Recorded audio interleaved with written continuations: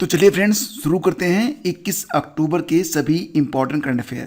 पहला क्वेश्चन है कि हाल ही में डेफ एक्सपो का 12वां संस्करण कहां पर आयोजित किया गया। ये प्रश्न मैंने कल करंट अफेयर के वीडियो में पूछा था, तो इसको आपको आंसर करना है। ठीक है, चलिए आज का पहला क्वेश्चन है संयुक्त राष्ट्र बहुआयामी गरीबी सूचकांक यानी कि MPI multi dimensional poverty index के अनुसार दुनिया भर में सबसे ज़्यादा गरीब लोग किस देश में हैं।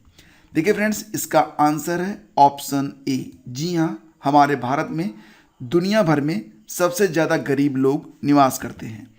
दूसरा स्थान नाइजीरिया का है। आपको अंकों में बताते हैं तो भारत में दुनिया भर में सबसे ज़्यादा गरीब लोग लगभग कितने हैं, 228.9 मिलियन लोग निवास करते हैं। इसके बाद नाइजीरिया में 96.7 मिलियन लोग रहते हैं। ये दो देश हैं जहां पर दुनिया भर में सबसे ज़्यादा गरीब लोग रहते हैं। अगला क्वेश्चन है freedom house internet freedom index में भारत का रैंक क्या है।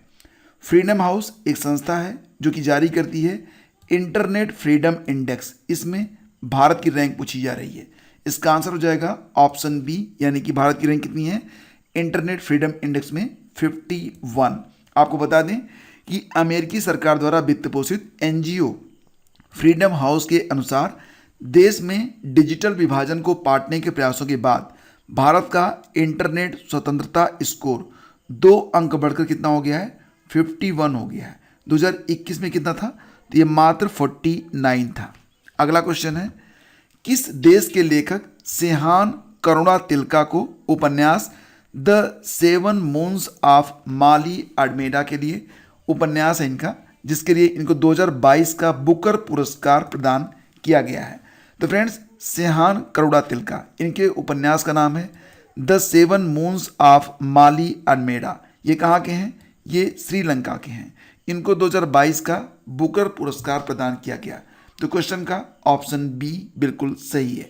अगला क्वेश्चन है हाल ही में शुरू की गई प्रधानमंत्री भारतीय जन उर्वरक परियोजना किस केंद्रीय मंत्रालय से संबंधित है। अच्छा, बहुत अच्छा प्रश्न है। प्रधानमंत्री भारतीय जन उर्वरक परियोजना किस केंद्रीय मंत्रालय से संबंधित है।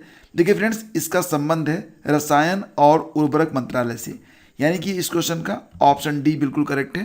प्रधानमंत्री नरेंद्र मोदी ने राष्ट्रीय राजधानी में भारतीय कृषि अनुसंधान संस्थान में 2 दिवसीय PM किसान सम्मान सम्मेलन 2022 का उद्घाटन किया। उन्होंने रसायन और उर्वरक मंत्रालय के तहत प्रधानमंत्री भारतीय जन उर्वरक परियोजना एक राष्ट्र एक उर्वरक योजना भी शुरू की।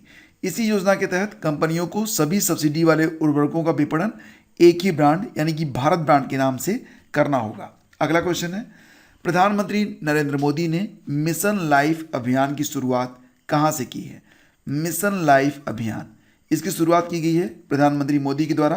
कहाँ से, इसका आंसर जो है फ्रेंड्स ऑप्शन, जी हाँ, ऑप्शन ए यानी कि गुजरात से। तो इस प्रश्न का विकल्प ए बिल्कुल करेक्ट है। आपको बता दें कि प्रधानमंत्री नरेंद्र मोदी ने पर्यावरण की रक्षा के लिए जीवन शैली में बदलाव का आह्वान किया है। गुजरात में स्टैच्यू ऑफ यूनिटी में मिशन लाइफ के वैश्विक शुभारंभ के बाद अपने संबोधन में प्रधानमंत्री ने कहा कि जीवन शैली में बदलाव से जलवायु परिवर्तन को कम किया जा सकता है। अगला क्वेश्चन है अक्टूबर 2022 में नई दिल्ली में राष्ट्रीय पाठ्यचर्या की रूपरेखा का उद्घाटन किसने किया। राष्ट्रीय पाठ्यचर्या की रूपरेखा का उद्घाटन किया गया शिक्षा मंत्री धर्मेंद्र प्रधान के द्वारा, यानी कि इस क्वेश्चन का ऑप्शन बी बिल्कुल करेक्ट है। तो केंद्रीय शिक्षा मंत्री धर्मेंद्र प्रधान ने 20 अक्टूबर को नई दिल्ली में फाउंडेशनल स्टेज 2022 के लिए राष्ट्रीय पाठ्यचर्या की रूपरेखा का शुभारंभ किया। यह भारत में शिक्षा पद्धति के लिए पाठ्यक्रम, पाठ्यपुस्तकों और शिक्षण पद्धतियों के लिए दिशा निर्देशों से संबंधित है। अगला क्वेश्चन है 5वें खेलो इंडिया यूथ गेम्स 2022 का आयोजन किस प्रदेश में किया जाएगा। तो फ्रेंड्स, इसका आयोजन होगा कहाँ पर, मध्य प्रदेश में। याद रखिएगा 5वें खेलो इंडिया यूथ खेल 2022 कहाँ पर आयोजित होंगे, मध्य प्रदेश में। पहली बार खेलो इंडिया यूथ गेम्स का आयोजन कब हुआ था, ये हुआ था 2016 में, इसको याद रखना। केंद्रीय युवा कार्य और खेल मंत्री कौन है, अनुराग सिंह ठाकुर हैं। आपको बता दें कि कि भोपाल, इंदौर, ग्वालियर, उज्जैन और जबलपुर सहित 8 जगहों पर इन खेलों का आयोजन किया जाएगा।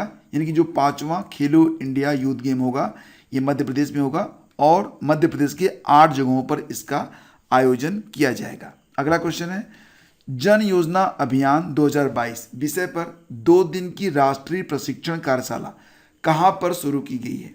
जन योजना अभियान 2022 इसी विषय पर 2 दिन की राष्ट्रीय प्रशिक्षण कार्यशाला शुरू की गई है। कहाँ पर? नई दिल्ली में। तो इस क्वेश्चन का ऑप्शन ए बिल्कुल करेक्ट है। इसका आयोजन कौन कर रहा है? केंद्रीय पंचायती राज मंत्रालय। अगला क्वेश्चन है, प्रधानमंत्री नरेंद्र मोदी ने 10 लाख कर्मियों की भर्ती के लिए रोजगार मेले का शुभारंभ ये कब से करेंगे? तो इसका आंसर हो जाएगा ऑप्शन बी, यानी कि 22 अक्टूबर को प्रधानमंत्री नरेंद्र मोदी 10 लाख कर्मियों की भर्ती के लिए रोजगार मेले का शुभारंभ करेंगे। जिन पदों पर नियुक्तियां की जा रही हैं उनमें केंद्रीय सशस्त्र बल कर्मचारी, उप निरीक्षक, कांस्टेबल, एलडीसी, स्टेनो, पीए, आयकर निरीक्षक और एमटीएस शामिल हैं। ये भर्तियां मंत्रालयों और विभाग अपने स्तर पर या यूपीएससी या फिर एसएससी या फिर आरआरबी के जो अलग अलग एजेंसियां हैं उसके माध्यम से की जा रही हैं। अगला क्वेश्चन है, समाज के बड़े वर्गों की वित्तीय समाधानों की पहुंच बढ़ाने और बाधा रहित लेन देन करने के प्रयासों पर जोर देने के लिए इंडिया पोस्ट पेमेंट बैंक और किस एक और बैंक ने एक साथ काम करने पर तैयारी की है? तो इसका आंसर हो जाएगा ऑप्शन या फ्रेंड्स ऑप्शन सी, यानी कि रिजर्व बैंक इनोवेशन हब। और कौन? यहाँ पर देखो, ध्यान से देखना कि इंडिया पोस्ट पेमेंट बैंक और रिजर्व बैंक इनोवेशन हब अब दोनों एक साथ मिलकर काम करने वाले हैं। तो आरबीआईएच भारतीय रिजर्व बैंक की पूर्ण स्वामित्व वाली सहायक कंपनी है जिसे वित्तीय क्षेत्र में नवाचार में तेजी लाने को बढ़ावा देने के लिए तैयार किया गया है। अच्छा, एक बात और, इंडिया पोस्ट पेमेंट बैंक ये कब शुरू हुआ था? तो सितंबर 2018 में।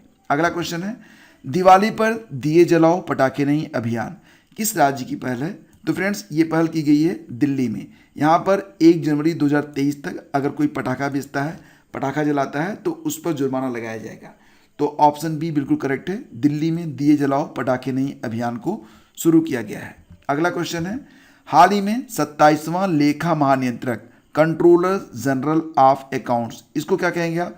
देखो ये सीएजी नहीं है, ये सीजीए है, दोनों में बिल्कुल भी मिक्सअप मत करना। तो हमारी जो 27वीं सीजीए बनी है ये बन गई है भारती दास, ठीक है। और सीएजी कौन है? गिरीश चंद्र मुर्मू हैं, इनका क्रम कौन सा है? 14वां है। और सीजीए बनी है कौन? भारती दास, इनका क्रम कौन सा है? 27वां है। और अब फ्रेंड्स बारी है आपकी, आपको आंसर बताना है कि अक्टूबर 2022 में किस देश ने विश्व युवा जलवायु शिखर सम्मेलन की मेजबानी की है? तो इसका आंसर आप प्लीज़ ज़रूर लिखना। और अगर सेशन आपको अच्छा लगता है और अगर आप पूरी तैयारी करना चाहते हैं तो ये टाइम टेबल आप नोट कर सकते हैं। रेगुलर आपको नोटिफिकेशन मिलता रहे इसके लिए चैनल को सब्सक्राइब कर लीजिएगा। घंटी नहीं दबाया है तो दबा दीजिएगा।